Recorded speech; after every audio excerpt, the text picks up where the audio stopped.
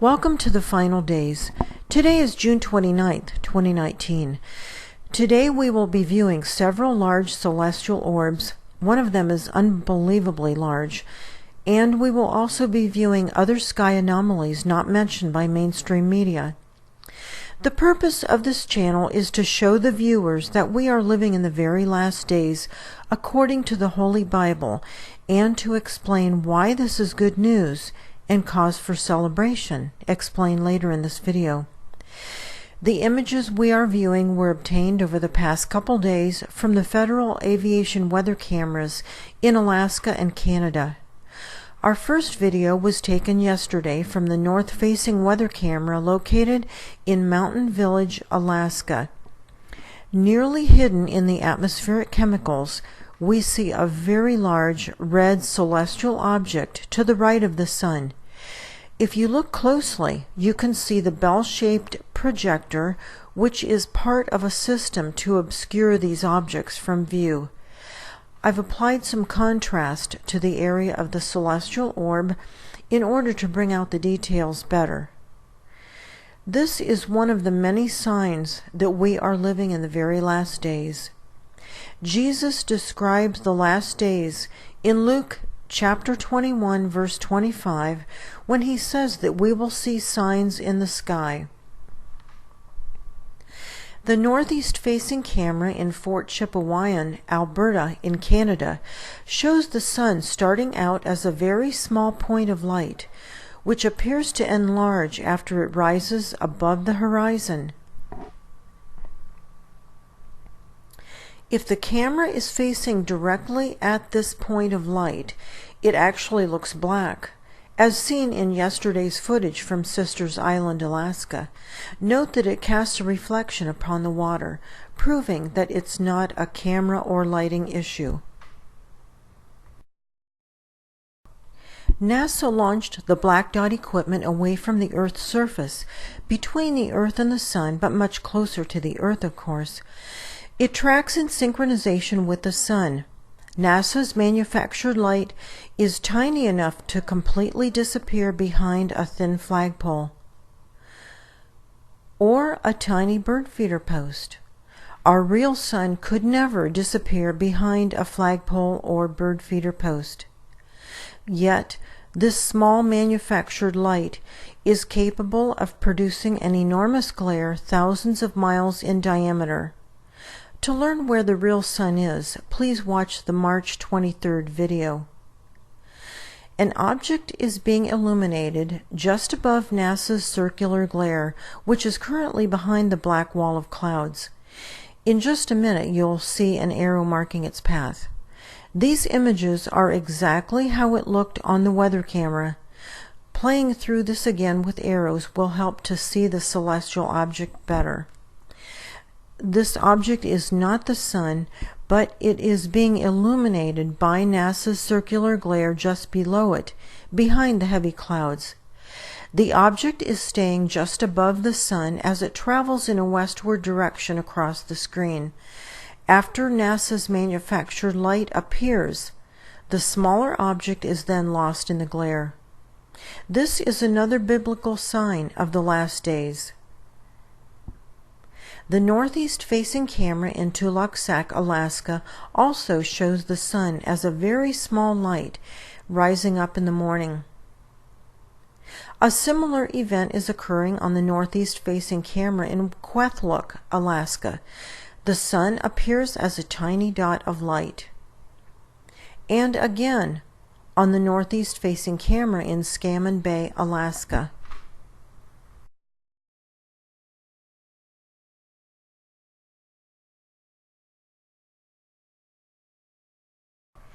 I won't belabor the subject much longer, but here's another image of the tiny sun rising, viewed from Yakutat, Alaska. And one more from Shaktoolik, Alaska. There are many more cameras showing the same phenomenon of the sun appearing as a small point of light. Yesterday's east-facing camera in Petersburg, Alaska shows a heavily textured celestial object rotating across the sky. We know this cannot be a lens flare of the sun because we can see its rapid rotation.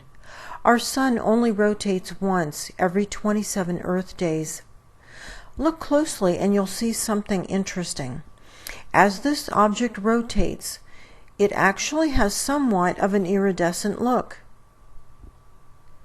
The north-facing camera in Drumheller, Alberta in Canada has a few interesting things going on, the most obvious being the two small orbs.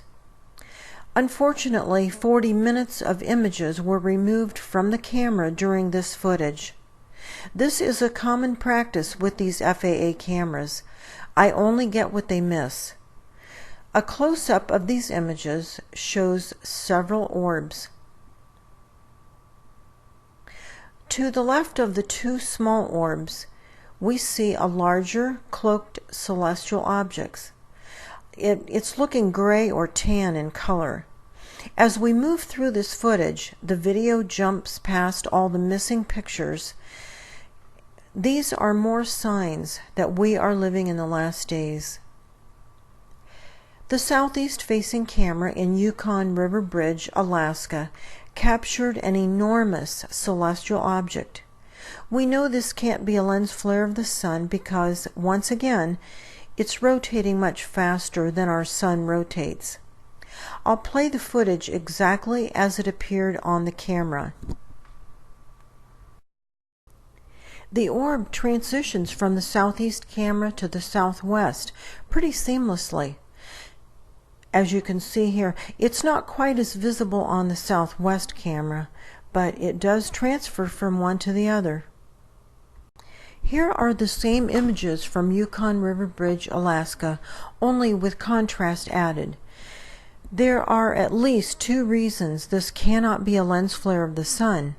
One, it's rotating much faster than our sun rotates, and two, in some of these images the clouds are in front of the object. Clouds can never go in front of a camera-produced lens flare. As you can see, this footage rolls right over from the southeast-facing camera into the southwest-facing camera. If the contrast is applied only where needed, it works much better to bring out the detail in the part of the photo that we are focusing on.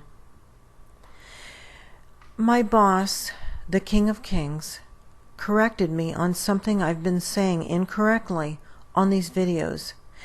The New King James Version of Luke chapter 21 verse 36 reads, "Watch therefore and pray always that you may be counted worthy to escape all these things that will come to pass."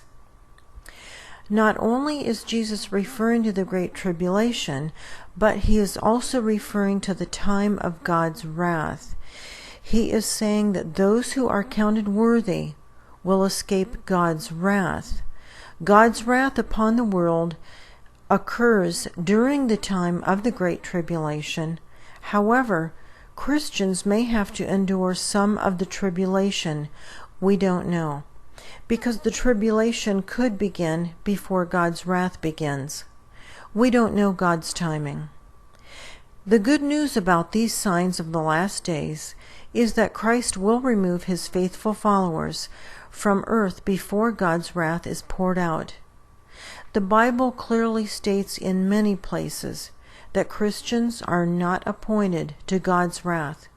However, we don't really know if the Great Tribulation will begin before or after the start of God's wrath.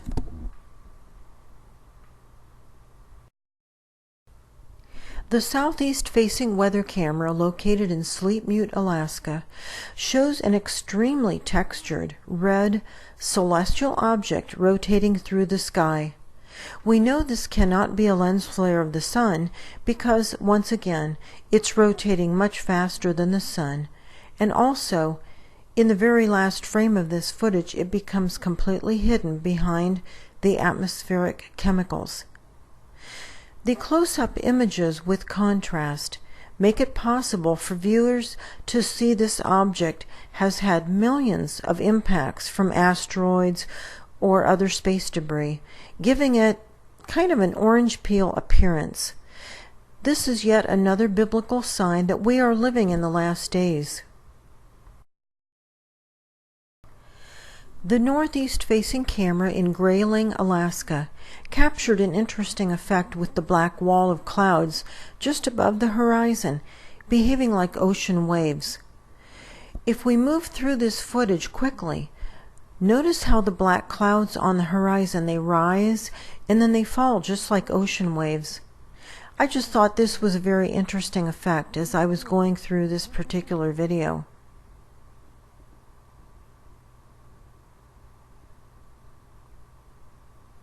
Oh, by the way, here's the sun rising in this photo, which you may not have noticed because it's nothing more than a tiny point of light.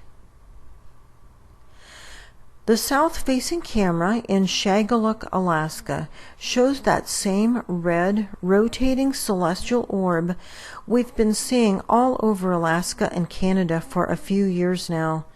It's always fun to see it anyway, even though we've seen it 1,000 times. Something else interesting in this footage is the reflection of something striped and round in the lower left corner. Now this is a reflection. It is most likely a reflection of one of the celestial orbs viewed through the enormous lenses we've been seeing for years throughout the sky. You can watch previous videos to see the lenses and how they work. There's lots and lots of them. It is very possible that this object is in orbit around Earth, the red planet that we're looking at, because it never changes sizes, it never gets bigger, and it shows up at the same places each day around the same time. The northeast-facing camera in Level Island, Alaska, captured some very clear images of the reflection of the bell-shaped projector. This is a reflection that we are seeing, not the actual machine. Some of you may recall seeing this bell-shaped projector casting a moon image, viewed here from the south-facing camera at Harris River Pass, back in May of this year. The bell-shaped object carefully keeps pointing the projector's side toward the moon as it crosses paths with the moon. In these frames, the moon is being eclipsed by an object between the moon and the Earth.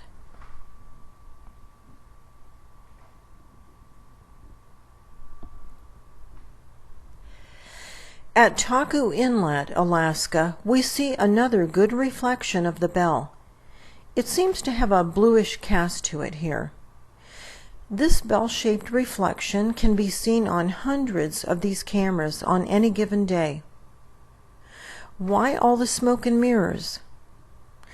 Because untold trillions of dollars have been spent on the technology to hide this inbound system. The enemies of Christ do not want you to know how close to the end we are.